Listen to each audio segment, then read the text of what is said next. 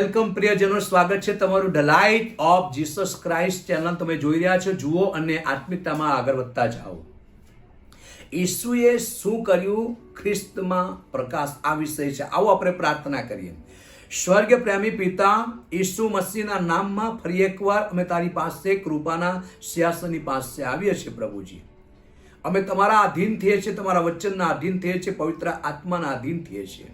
તમે જે આજ્ઞા આપી અને જીવન છે એના આધીન થઈએ છીએ. અમારું જીવન, આત્મા, મન, શરીર તારા હાથમાં સમર્પણ કરીએ છીએ. ઈસુએ વધસ્તંભ ઉપર શું કર્યું તેને સમજવા, ખ્રિસ્તમાં પ્રકાશને પામવા તમારા પવિત્ર આત્માની મદદ દરેક ભાઈ બહેનોને મળે મારી પ્રાર્થના છે. આવો મિત્ર, પવિત્ર આત્મા સાથે મળીને કામ કરીએ. હાલેલુયા. ઈસુના નામમાં માંગુ છું. આમીન. તો વિષય છે ઈસુએ શું કર્યું? ખ્રિસ્તમાં પ્રકાશ. ઈસુએ શું કર્યું? ખ્રિસ્તમાં પ્રકાશ, યાની કે ICR. પહેલો પિતર બીજો અધ્યાય 24મી કલમ. પહેલો પિતર બીજો અધ્યાય 24મી કલમ. લાકડા પર તેણે પોતે પોતાના શરીરમાં આપણા પાપ માથે લીધા, જેથી આપણે પાપો સંબંધી મૃત્યુ પામીને ન્યાયપણા સંબંધી જીવીએ. તેના ઘાવોથી તમે સાજા થયા. આ તો જૂના કરારની અંદર જે યશાયા પ્રબોધકે યશાયા 53માં જે બાબતો કહી હતી તે બાબત પરમેશ્વરનો ભક્ત પિતર પર નવા કરારમાં કહી રહ્યો છે કે પોતાના શરીરમાં આપણા પાપ માથે લીધા. ઈસુ જ્યારે પૃથ્વી પર હતા ત્યારે તેણે કહ્યું કે જો મને પૃથ્વી પરથી ઊંચો કરવામાં આવશે તો સર્વને મારી અંદર ખેંચીશ. યાને કે માનવ જાતના પાપને તેને પોતાની અંદર ખેંચ્યા. અને બાઇબલ કહે છે જેથી આપણે ઈસુ ખ્રિસ્તની સાથે પાપો સંબંધી મૃત્યુ પામીએ. પાપો સંબંધી મૃત્યુ પામીએ અને ન્યાયપણા સંબંધી જીવીએ. અને પછી આત્મિક બાબતો, તેના ઘાવથી તમે સાજા થયા. અંદરની વાતો, આત્માની વાતો, અંદરથી, અંતરાત્માથી બાઇબલ કહે છે તેના ઘાવથી તમે સાજા થયા. હવે શરીરના રીતે જોવા જાય તો પ્રભુ ઈસુ ખ્રિસ્તે 39 સાટકાનો માર પોતાના પીઠ પર લીધો. એક એક બીમારી માટે એક એક સાટકાનો માર. 39 જાતની બીમારી. પરંતુ અત્યારે હાલમાં જોવા જાય તો વિશ્વભરની અંદર એટલી બધી બીમારી છે કે ડોક્ટર પણ એનો પટ્ટો મેળવી શકતા નથી. અને 2020માં આપણે જોયું કે કોરોના એવી બીમારી આવી કે એનાથી કઈ અસંખ્ય લોકો માર્યા ગયા. પણ ધન્ય છે પ્રભુના પવિત્ર નામને. લખેલું છે તેના ઘાવથી તમે સાજા થયા.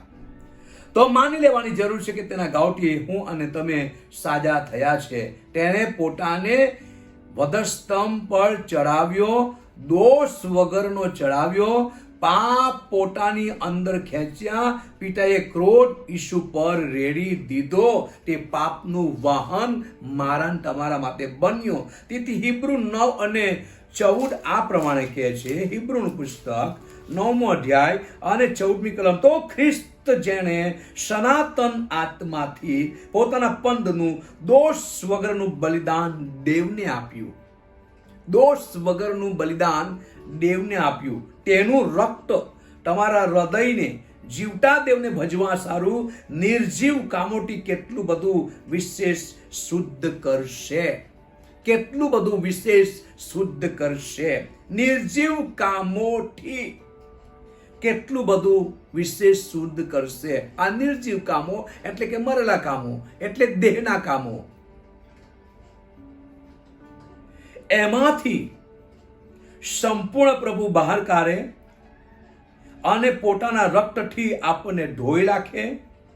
તેનામાં શુદ્ધ અને પવિત્ર બનાવે કે જેથી દેવને, જીવતા દેવને આપણે સારી રીતે ભજી શકીએ.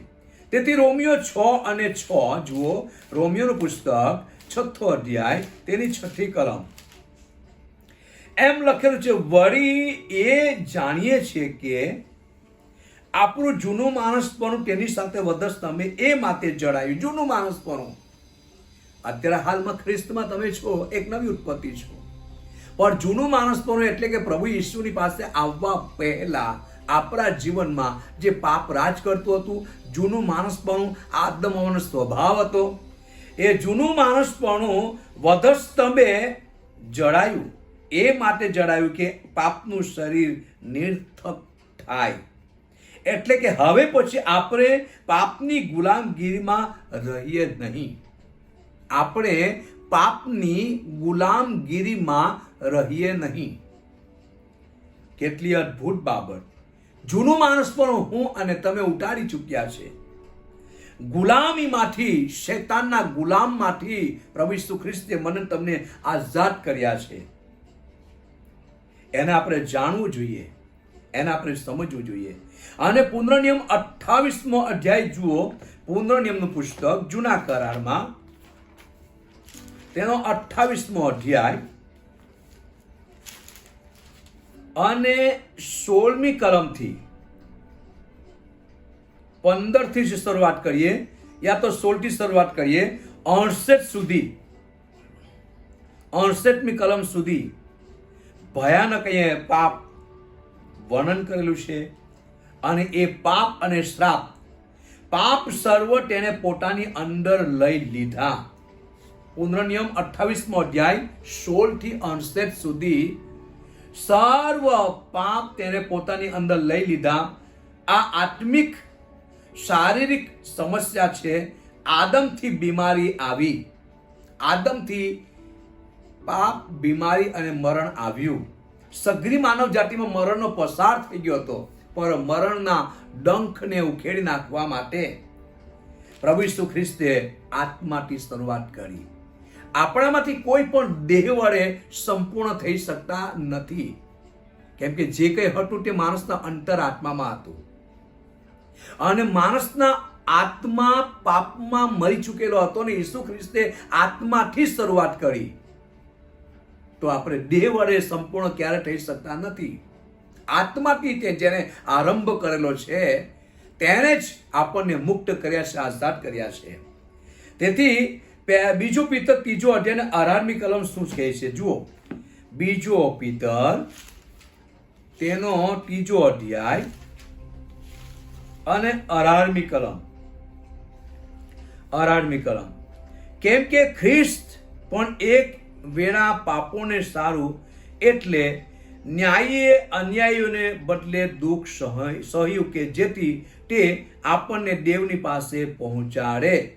તેને દેહમાં મારી નાખવામાં આવ્યો, પણ આત્મામાં સજીવન કરવામાં આવ્યો. આ કલમને સમજવા માટે આપણી ઇન્દ્રિયોને આપણે કામે લગાડીએ. કેમ કે ખ્રિસ્તે પણ એક વેળા પાપોને સારું, એક વેળા પાપોને સારું, એટલે ન્યાયીએ અન્યાયીઓને બદલે, જે ઈસુ ખ્રિસ્ત ન્યાયી, નિર્દોષ, નિષ્કલંક અને પાપીઓથી અલગ, અને સ્ત્રીની સંતાન, પુરુષ વગર જન્મેલો વ્યક્તિ એને કહેવાય સ્ત્રીની સંતાન. અને ઉત્પત્તિ 3:15 પ્રમાણે ભવિષ્યવાણી જે પરમેશ્વરે કરી હતી કે સ્ત્રીની સંતાન આવશે, હે શૈતાન તે તારું માથું છૂંદશે, તો લખેલું છે ન્યાયીએ અન્યાયીઓને બદલે દુઃખ સહ્યું. જ્યાં આપણે જવાનું હતું, આપણી જગ્યાને પ્રભુ ઈસુ ખ્રિસ્તે લીધી. કોઈ માણસ કદાચ કોઈ માટે મરવા છાતી ચલાવે, પરંતુ તમામ માનવ જાતિને માટે પ્રભુ ઈસુ ખ્રિસ્તે બલિદાન આપ્યું. બાઇબલ કહે છે તેને દુઃખ સહ્યું કે જેથી તે આપણને દેવની પાસે પહોંચાડે. હવે આપણે એક વિચારીએ કે દેવની પાસે પહોંચાડે તો શું આપણે દેવથી દૂર હતા? હા. આદમને અને હવાને પરમેશ્વર બનાવીને એદન વાડીમાં મૂક્યા. તેઓને કહ્યું હતું કે વાડીની વચમાં ભલું અને ભૂંડું જાણવાનું વૃક્ષનું ફળ તમારે ન ખાવું. અને શૈતાન એ તો દેવનો વેરી હતો, સ્વર્ગની એદન વાડીમાંથી એને ફેંકી દીધો હતો. અને એ દેવનો વેરી જે પરમેશ્વરે મનુષ્યને બનાવ્યા પોતાના સ્વરૂપ અને પ્રતિમામાં, સઘળી માનવ જાતના બીજ પરમેશ્વરે આદમમાં મૂકેલા હતા. અને આદમ એક પ્રતિનિધિ, માણસની પ્રતિનિધિ પ્રમાણે ચાવીરૂપ માણસ હતો. સઘળી માનવ જાતિના બીજ આદમની અંદર હતા. આદમ એક જ માણસ જો શૈતાનના તાબામાં આવી જાય તો સઘળી માનવ જાતિ એના કબજામાં આવી જાય. અને તેથી આદમ પાસેની હવા પાસે જઈને તેને ફોસલાવી કેમ કે આદમે બધા જાનવરોના નામ પાડ્યા હતા. તે સમયમાં હવા તો પાસરીના રૂપમાં હતી અને એ જાણતી ન હતી, અને એને બનાવી પરમેશ્વરે. અને તે સમયની અંદર લ્યુસિફર શૈતાન પણ જાણતો હતો કે બધા જાનવરોના તેમજ પક્ષીઓના બધાના નામ પાડવાવાળો આદમ છે, એ મને ઓળખી લેશે. માટે આદમ પાસે ને હવા પાસે ગયો અને કહ્યું, વાડીની બધા જ ઝાડોના ફળ ખાવાની મના કરી છે. હવાએ કહ્યું, વાડીની વચમાં ભલું અને બુંડું ઝાડોનું વૃક્ષનું ફળ તમારે ખાવું નહીં. પછી વધારાના શબ્દો અડકવું નહીં, વધારાના શબ્દોનો એનો ઉપયોગ કર્યો. ત્યારે શૈતાને જાણી લીધું કે આ મારા પક્ષમાં આવી શકે છે, મારા ટાબામાં આવી શકે છે, અને એને પોષ લાવી અને કહ્યું કે જો તમે આ ફળ ખાશો તો દેવના જેવા ભલું મોઢું જાણનાર થશો. એટલા માટે દેવે તમને મના કરી છે. આખરે એને ભરમાવી અને ફળ તોડીને ખાધું, પોતે ખાધું, પોતાના પતિને આપ્યું, જેના કારણથી એદનવાડીમાં પાપનો પસાર થઈ ગયો અને તમામ માનવ જાતિમાં પાપ, બીમારી, મરણનો પસાર થયો. સઘળી માનવ જાતિ મરણમાં પસાર થઈ ગઈ. હવે મરણના ડંખને ઉખાડી નાખવાના માટે ઉત્પત્તિ 3:15 પ્રમાણે પરમેશ્વરની ભવિષ્યવાણી, સ્ત્રીની સંતાન આવશે, એ શૈતાન કે તારું માથું ઝૂંઝશે. અને આખરે ખુદ પરમેશ્વર આ સંસારમાં માનવ રૂપ ધારણ કરીને આવ્યા. દેવે તો શ્રાપ આપી દીધો હતો કે હવે તું પેટે ચાલશે. શૈતાન પહેલા ઉભે રહેતો હતો, પણ દેવે જ્યારે એદનવાડીમાં આદમ હવાને ભૂલાવ્યા, દેવે તેને શ્રાપ આપ્યો કે હવે તું પેટે ચાલશે. એ પેટે ચાલનાર શૈતાનને હરાવવાને માટે ખુદ પરમેશ્વર આ સંસારમાં માનવ રૂપ ધારણ કરીને આવ્યા. અને બાઇબલ એમ કહે છે કેમ કે ખ્રિસ્તે પણ એક વેરા પાપોને સારું એટલે ન્યાયે અન્યાયને બદલે દુઃખ સહ્યું કે જેથી તે આપણને દેવની પાસે પહોંચાડે. ઈસુ ખ્રિસ્ત મરણ પામ્યો, દત્તાને પાછો ઉઠ્યો અને આપણને બધાને એદનવાડીમાં આદમ હવાની અંદર આપણે બધા જ હતા એક બીજ તરીકે, અને ત્યારથી પરમેશ્વરથી છૂટા પડી ગયેલા હતા. નવા કરારમાં પ્રભુ ઈસુ ખ્રિસ્ત આવ્યા અને ફરી પાછા આપણને દેવની સાથે એક આત્મા કર્યા છે, દેવની સાથે જોડાઈને એક આત્મા થયા છે. છૂટા પડી ગયેલા ફરી પાછા ઈસુ ખ્રિસ્તના મારફતે દેવની પાસે આપણે પહોંચ્યા છે. તેને દેહમાં મારી નાખવામાં આવ્યો, પણ આત્મામાં સજીવન કરવામાં આવ્યો. દેહમાં તો મારી નાખવામાં આવ્યો, પણ આત્મામાં તેને સજીવન કરવામાં આવ્યો અને મૃત્યુ પર તેને વિજય મેળવ્યો. યુનાનું પુસ્તક તમે વાંચો, એમાં બીજો અધ્યાય વાંચો. યુનાને માછલી ગળી 3 દિવસ ને 3 રાત માછલીના પેટમાં યુના રહ્યો, અને જ્યારે દેવે તેને આજ્ઞા કરી, માછલીને આજ્ઞા કરી, માછલીએ યુનાને કોરી જમીન પર ઓકી નાખ્યો. એ તો ઈસુ ખ્રિસ્તનું પ્રતીક છે. રોમિયો 10મો અધ્યાય 6 ને 7 કલમ, રોમિયોનું પુસ્તક 10મો અધ્યાય 6 અને 7 જુઓ. 6ઠ્ઠી કલમ 7મી કલમ. પણ જે ન્યાય પણ વિશ્વાસી છે તે કહે છે કે તું તારા અંતરમાં ના કહે કે આકાશમાં કોણ ચડશે એટલે ખ્રિસ્તને નીચે લાવવાને, અથવા એ કે ઊંડાણમાં કોણ ઉતરશે એટલે ખ્રિસ્તને મોયેલા માંથી ઉપર લાવવાને. પ્રભુ ઈસુ ખ્રિસ્ત જ છે જેને મળવું, દટાવવું, પાછા ઉઠવું સંપૂર્ણ કર્યું છે અને સ્વર્ગમાં ચડી ગયો અને પવિત્ર આત્માના રૂપમાં આજે પણ તે આપણા વચમાં છે. માથી 11મો અધ્યાય અને તેની 23મી કલમ. માથી લખેલી સુવાર્તા 11મો અધ્યાય અને તેની 23મી કલમ જુઓ, હું વાંચું છું. અહીંયા એમ લખેલું છે, અને ઓ કફરનહૂમ, તું આકાશ સુધી ઊંચું કરાશે, શું તું હારેસ સુધી નીચું ઉતરશે? કેમ કે જે પરાક્રમી કામો તારામાં થયા તે જો સદોમમાં થયા હોત તો તે આજ સુધી રહે. અહીંયા આપણે જોઈ શકીએ છીએ સદોમ ગોમોરાની અંદર પુષ્કળ ભ્રષ્ટાચાર હતું, અને સદોમ ગોમોરાને બાળી નાખવા માટે પરમેશ્વરે ગંડક અને આગ વરસાવી, પરંતુ ન્યાયી લોકોનો પરમેશ્વરે ઇબ્રાહિમનો ભત્રીજો લોટ એના પરિવાર કુટુંબનો બચાવ કર્યો. પરંતુ એ બાઇબલ કહે છે માથી 16મો અધ્યાય અને 12 થી 18, માથી લખેલી સુવાર્તા 16મો અધ્યાય અને 12 થી 18 એ લખેલું છે. ત્યારે તેઓ સમજ્યા કે રોટલીના ખમીર સંબંધી નહીં, પર ફરોશીઓના તથા સદુકીઓના મઠ વિશે સાવધાન રહેવાનું તેને કહ્યું હતું. હા પ્રિયજનો, અહીં એક ખમીર અને બે ખમીરની વાતો છે. રોટલીના ખમીર સંબંધી નહીં, પણ ફરોશીના તથા સદુકીઓના મત વિશે સાવધાન રહેવાનું તેને કહ્યું. પ્રિયજનો, ખમીર અને અખમીર, જો આપણે એને સમજીએ તો બહુ સારું છે. અને તેથી આમ લખેલું છે કે ફરોશીઓના અને સદુકીઓના ખમીર સંબંધી સાવધાન રહો.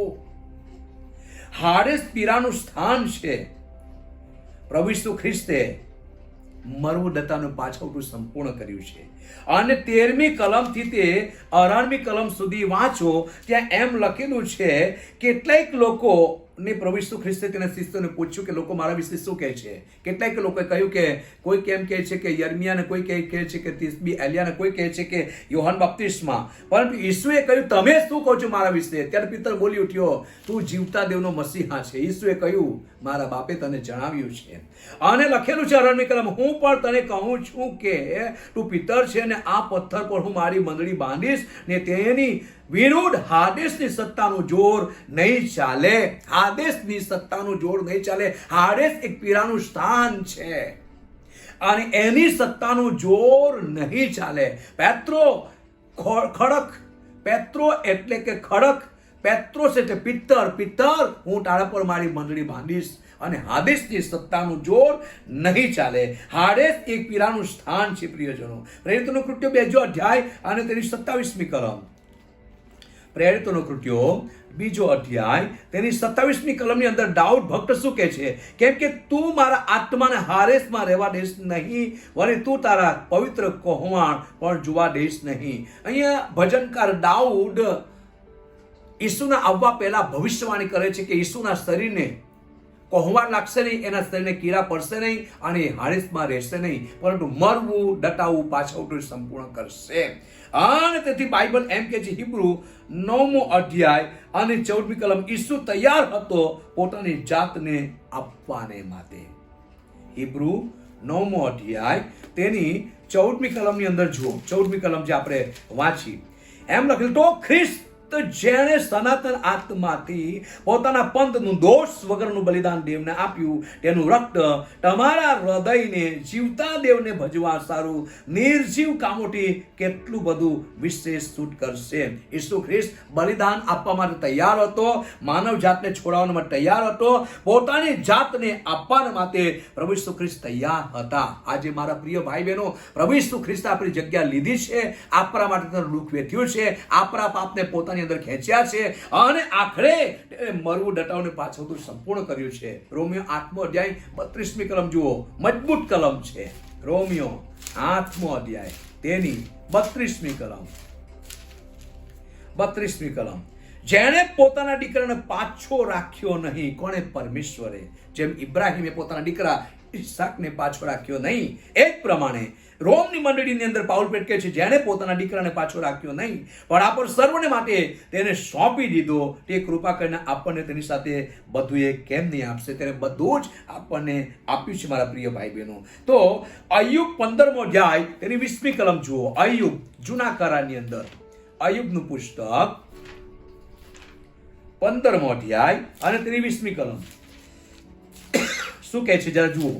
15મો અધ્યાય તેની 20મી કલમ, દુષ્ટ માણસ પોતાના જીવન પર્યંત, જુલ્મી પોતાને માટે થરેલા વર્ષો પર્યંત કષ્ટથી પીડાય છે.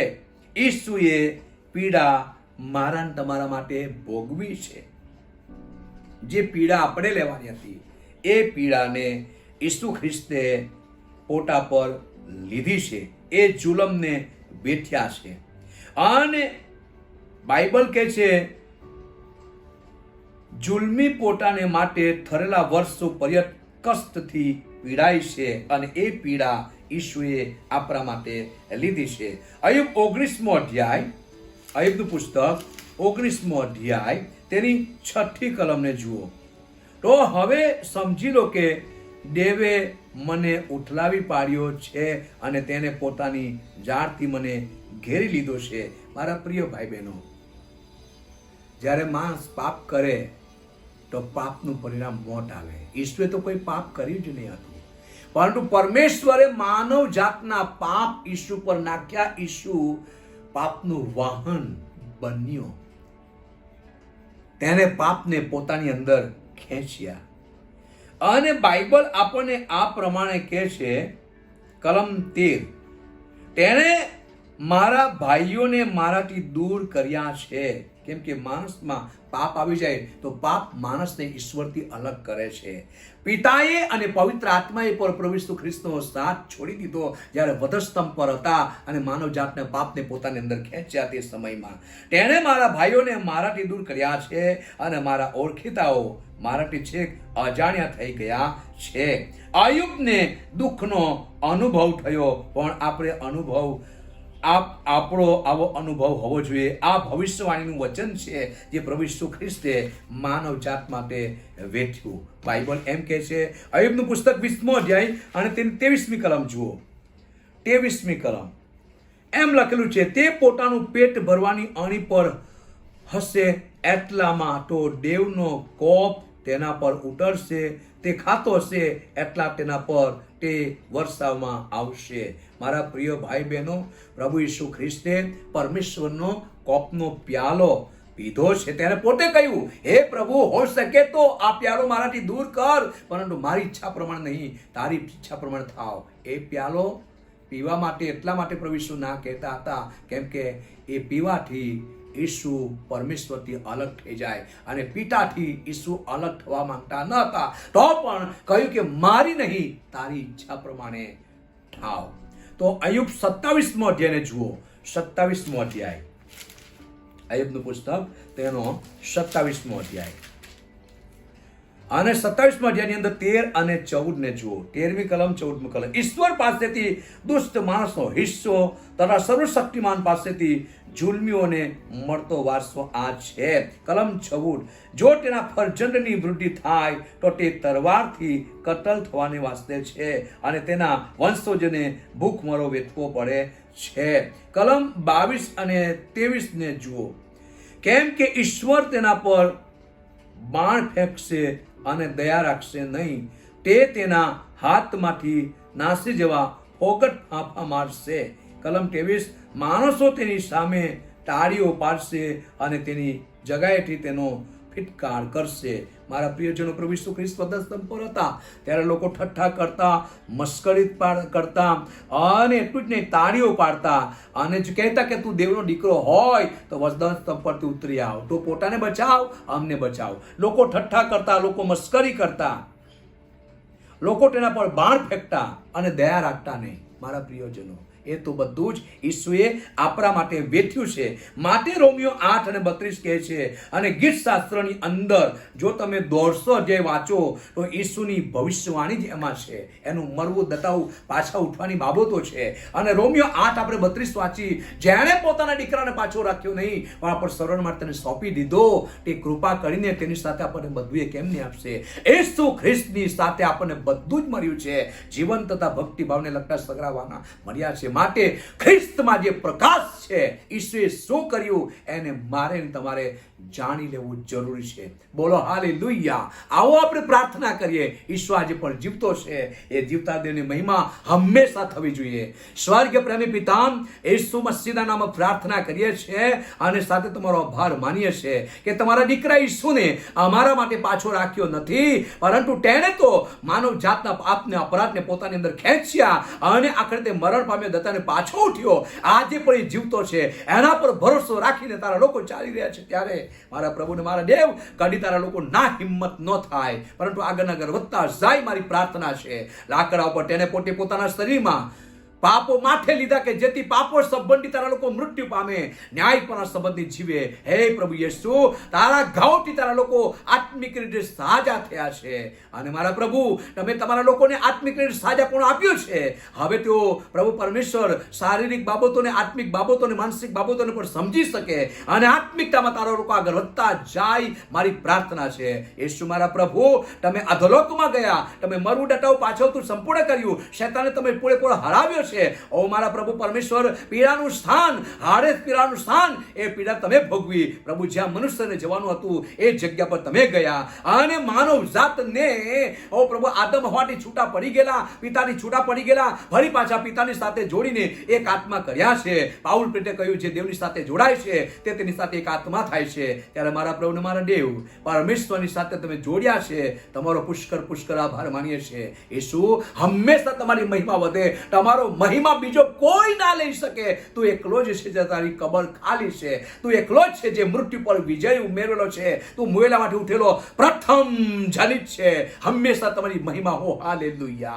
રાજા, જેટલા સાંભળે છે બધાનું કલ્યાણ થાવ, એક એકના જીવનમાં તફાવત અને બદલાણ આવતું જાય મારી પ્રાર્થના છે. જીવનમાં સુધારો આવતો જાય મારી પ્રાર્થના છે.